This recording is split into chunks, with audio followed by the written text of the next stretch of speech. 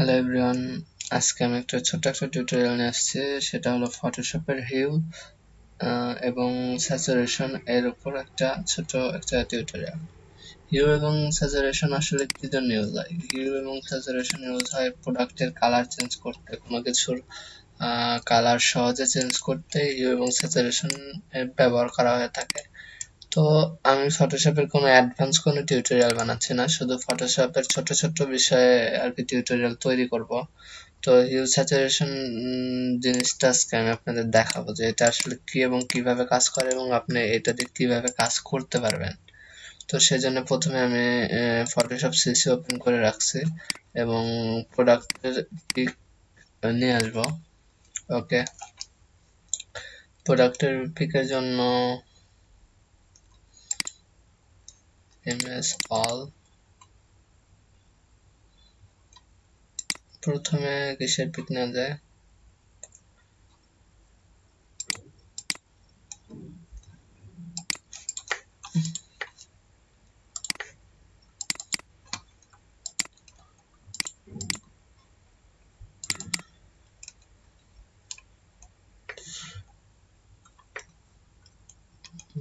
কোনটার পিক নেওয়া যায়? ধরি আমরা এই মগের কালারটা চেঞ্জ করতে চাই।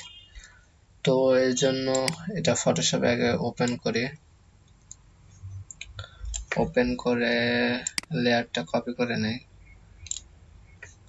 ওকে, এখন এই ছবিটার যদি আমি কালার চেঞ্জ করতে চাই, তো সব থেকে সহজ উপায় হলো এই হিউ এবং স্যাচুরেশন টুলটা ব্যবহার করা। এর জন্য আমাদের শুধু কন্ট্রোল প্লাস ইউ প্রেস করলে এই অপশনটা শো করবে। এখন এখান থেকে যদি তার হিউটাই আসলে কালার, এটা যদি আপনি যদি ডানে বামে টানেন, দেখবেন যে এটার কালার চেঞ্জ হচ্ছে। তো আপনার প্রয়োজন অনুসারে আপনি কালার চেঞ্জ করতে পারবেন। স্যাচুরেশনটাও আপনি দেখতে পারেন, এটার মাধ্যমেও কালার চেঞ্জ করা যাচ্ছে।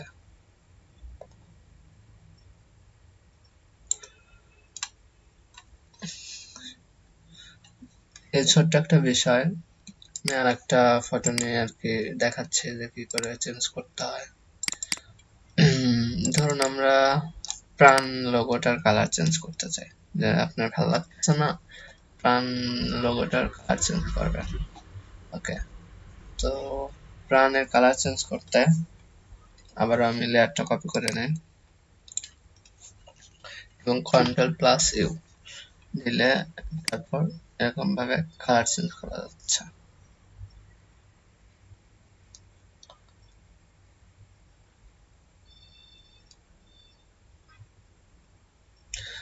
হিউ এবং স্যাচুরেশনের ক্ষেত্রে একটা জিনিস খেয়াল করবেন যে সাদা অংশ এবং কালো অংশের কালার এটা এই টুলের মাধ্যমে চেঞ্জ করা যাবে না। সেজন্য এই সাদা অংশটার কালার কোনো রকম চেঞ্জ হচ্ছে না। আমরা অন্য আরেকটা পিক নেই যেটাতে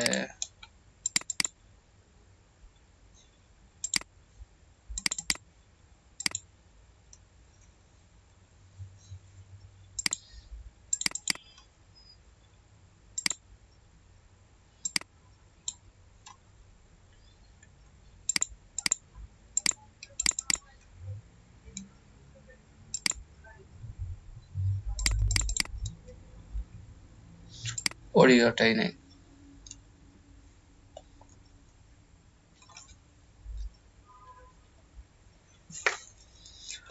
এটা যদি কালার চেঞ্জ করতে চাই, কন্ট্রোল+ইউ, এখানে এটাও প্যাকেটের কালারটা কত সহজে চেঞ্জ করা যাচ্ছে। এটাই হচ্ছে হিউ স্যাচুরেশন টুলের কাজ। আপনারা যদি কোনো প্রোডাক্টের কালার সহজে চেঞ্জ করতে চান, এই টুলটা ইউজ করতে পারেন। এই ছিল আজকে টিউটোরিয়াল। ধন্যবাদ সবাইকে।